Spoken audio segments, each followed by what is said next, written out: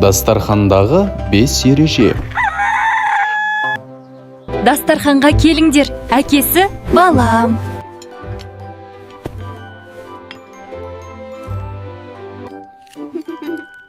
Бірінші не істеу керек, балам? Қолды жу керек. Тазалап жу, жан сезім. Аға.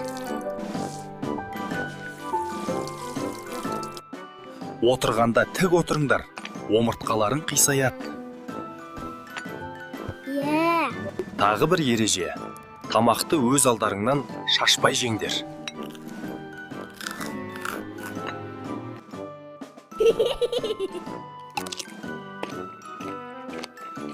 Тамақ жеп отырып сөйлемейміз, шашалып қалуың мүмкін. Қасыңда отырған адамнан ыңғайсыз болады. Тамақтанып болған соң не айтуды ұмытпауымыз керек? Рахмет, анашым. Тамағыңыз өте дәмді болды. Ас болсын. Осы 5 ережені есте сақтап, орындап жүріңдер, достар.